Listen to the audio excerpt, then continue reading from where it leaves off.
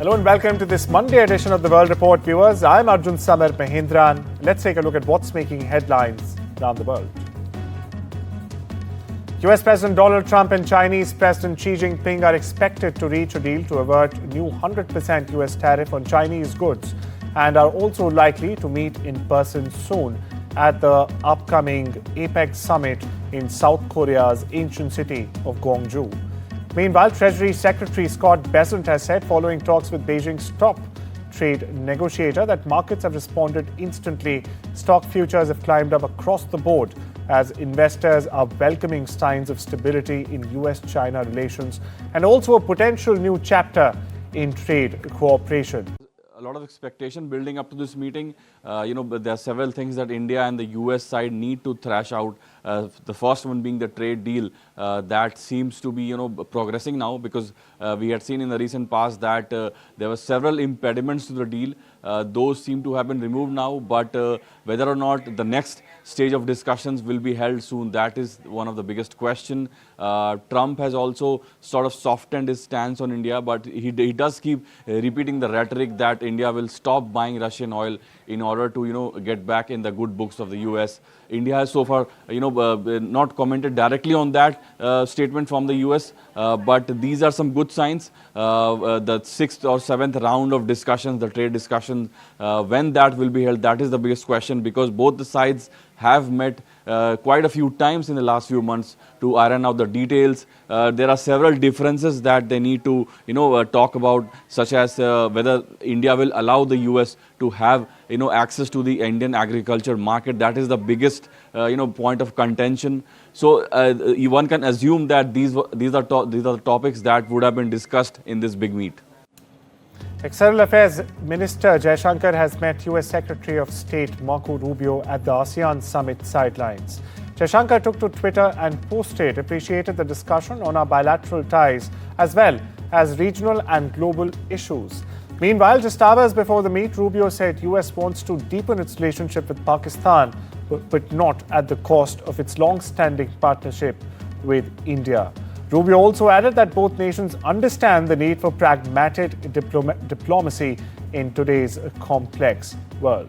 Here's more. Well, so far the details of the meeting are not known, because Shankar has just tweeted about this meeting that we had been expecting, and there was a lot of expectation building up to this meeting. But there are several things that India and the US side need to thrash out. The first one being the trade deal that seems to be progressing now, because we had seen in the recent past that there were several impediments to the deal. Those seem to have been removed now, but whether or not the next stage of discussions will be held soon, that is one of the biggest question. Trump has also sort of softened his stance on India, but he does keep repeating the rhetoric that India will stop buying Russian oil in order to get back in the good books of the US. India has so far not commented directly on that statement from the US, but these are some good signs. The 6th or 7th round of discussions, the trade discussions, when that will be held, that is the biggest question, because both the sides have met quite a few times in the last few months to iron out the details. There are several differences that they need to talk about, such as whether India will allow the US to have access to the Indian agriculture market. That is the biggest point of contention. So one can assume that these are the topics that would have been discussed in this big meet. After more than 5 years, viewers, the skies between India and China are finally open again.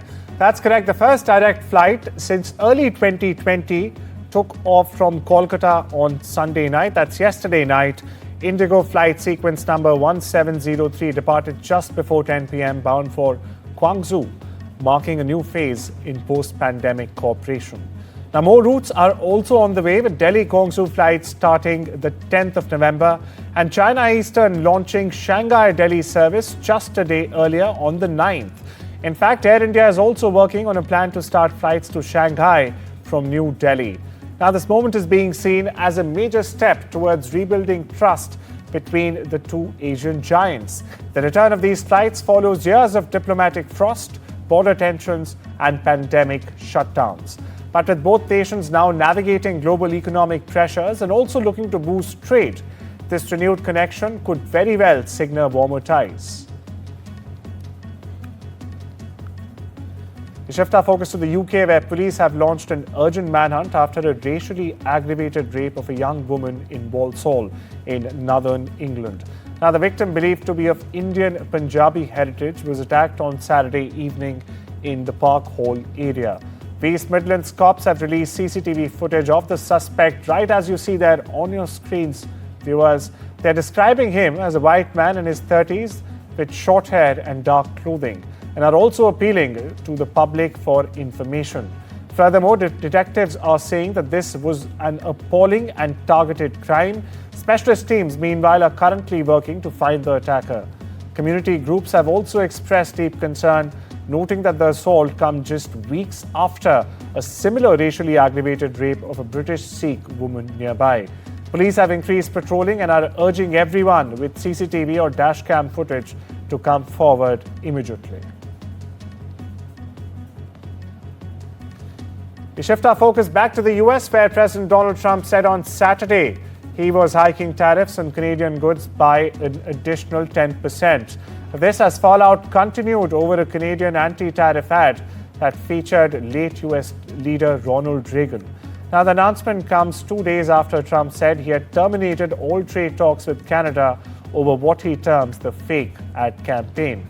Now, this ad from the Canadian province of Ontario used quotes from a radio address on trade that Reagan in fact delivered in 1987, in which he warned against ramifications that he said high tariffs on foreign imports could have on the US economy. Russia said on Sunday that its forces had launched strikes on Ukrainian railway infrastructure over the past 24 hours, while Ukraine said on the same day that all its troops had hit Russian radar stations in their respective daily report on the latest developments of the conflict that has dragged well into its third year now. According to the war report from the Russian Ministry of Defense, the Russian army attacked Ukraine's 147 areas, including trains used to transport weapons and equipment to the Donbass theater, energy facilities, long-range drone production workshops, and even launch sites, unmanned boat storage warehouses, and temporary deployment points of Ukrainian military formations. Jordan on Sunday received the 14th batch of patients from the Gaza Strip under the Jordanian Medical Corridor Initiative. Here, the latest group included 34 patients and 78 companions, and the patients will receive treatment in Jordanian hospitals. Patients and their families will be sent back to Gaza once their medical treatment is complete. The Jordanian Medical Corridor, as it's called, was launched in March this year and supports Palestinians and alleviates their humanitarian suffering. For perspective, Jordan has received 266 patients till now for medical care since the launch in March. We get you more. واحنا انبطرت رجلي، هي مبتوره رجلي من الاثر الحرب ومن اثر النزوح ومن اثر الروحان. جوار الدفاع المدني هدمت داري 8 شقق بدارين مش دار واحده، وعنده 18 شهيد. عندي 18 شهيد من ولادي وولاد ولادي، وظل بنتين وراء، واحدة أكلت في عينيها شظايا، ويعلم الله إنه الطيب ما الطيب، وفيها شظية في رأسها، وهذيك اللي فيها شظية في عينها. Argentina's libertarian president Javier Milei won decisive victories in key districts across the country in midterm elections this Sunday. Now, the results give Milei a crucial vote of confidence that strengthens his ability to carry out his radical free market experiment with billions of dollars in backing from US President Donald Trump's administration. Now, Milei's governing LA Libertad Avanza party won over 40% of votes in national elections to renew almost half of the lower house of Congress, according to tallies in local media, using numbers from electoral authorities with more than 97% of the votes that have already been counted. Now, the La Libertad Avanza also swept 6 of the 8 provinces in the vote to renew a third of the Senate. Now, these figures exceeded analyst projections for Sunday's vote. We get you more. Los argentinos mostraron que no quieren volver al modelo del fracaso, al modelo de la inflación, al modelo de la emisión monetaria, al modelo del Estado inútil, al modelo de la inseguridad. Los argentinos le dijeron, basta al populismo, populismo nunca más. New York mayoral candidate Zohran Mamdani has vowed to take the city back at a rally on Sunday as the race enters its final stretch. That's correct. Mamdani, the Democratic nominee now, took the stage at a small stadium in Queens where he and two of his nation's leading progressives pitched his candidacy as a force to take on billionaires and oligarchs in this case who have thrown money and support behind his opponents. Now, viewers at the crowd chanted his name. Mamdani reiterated plans to hire thousands of new teachers, renegotiate city contracts, freeze rent for low-income residents, build more affordable housing, and provide universal childcare. Here's Mamdani for you. And now, as we stand on the precipice of taking this city back from corrupt politicians and the billionaires that fund them, let our words ring out so loud tonight that Andrew Cuomo can hear them in his $8,000 a month apartment.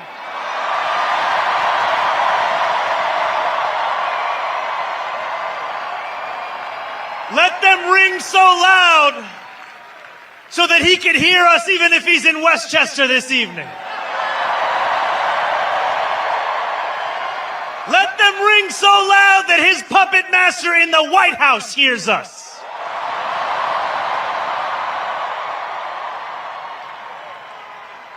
New York is not for sale. An image of a man wearing a fedora hat standing near police officers right outside the Louvre in Paris has caught the eye or the imagination of people online. Now they're wondering if he's a detective involved in investigating the recent heist at the famous Parisian museum. French photojournalist, meanwhile, who has worked for the AP in Paris for 18 years, took the image but knows nothing about the man featured in it. Police, meanwhile, have been near the area due to robbery last Sunday, which made global headlines, but Camus didn't feel that this person was involved with them. Here's more. Maybe he's a tourist, maybe he's just a Parisian who planned to go to the Louvre this morning, but I really don't know who is he. But I think it's kind of dandy, so I don't know, maybe it can be tourist, I don't know. I decided to take this photo because the guy is really well dressed as an old-fashioned guy, and I decided to take this photo because I think he sticks to the idea that I have of the museum, with old things, and yes, he's dressed like, I don't know, maybe end of 19th century guy. I think it's just a guy who passing by here, and that's it. I think he has no any relationship with police or with security guards or anything. So I saw those 3 or 4 police officers in the cars, sitting in the car, and then the guy just walking by them, and so I decided to take this picture. But I was there, to make some ambience, some features photo. So, and I thought that it was a good one because the guy is well dressed. He's not the real investigator. I think he's not. We used to meet some real investigators. They are not dressed like this, and is really young. The guy must have maybe 18 or 19 years old. So I think he's not the real investigator. The strengthening Melissa grew into a Category 4 hurricane, viewers, Sunday, and US forecasters said it could reach Category 5 status, unleashing torrential rainfall and threatening also to cause catastrophic flooding in the North Caribbean, including Haiti and Jamaica. The US National Hurricane Center, meanwhile, added that Melissa is expected to move near or over Jamaica as a major hurricane early Tuesday, then reach Cuba Tuesday evening and head across the southeastern Bahamas on Wednesday. Now we move on to updates from the world of business, viewers, where more than 8,000 flights were delayed across the US on Sunday as air traffic controller absences continued to disrupt travel and a federal government shutdown reached its 26th day. That's right, it's been almost a month. The U.S. Transportation Secretary Sean Duffy said that the Federal Aviation Administration, or the FAA, as it's called, experienced air traffic control staffing issues at 22 locations on Saturday, and also added that additional shortages were expected to lead to more flight delays and also cancellations in the days ahead. HSBC Holdings said on Monday it will book a $1.1 billion provision in its third quarter results. This after losing part of an appeal in a long-running lawsuit tied to Bernard Madoff's Ponzi scheme. The bank has acted as a service provider and to several funds that in fact invested with Bernard L. Madoff Investment Securities LLC. Herald Fund SPC sued HSBC's Luxembourg unit in 2009, seeking restitution of assets it said were lost in fraud.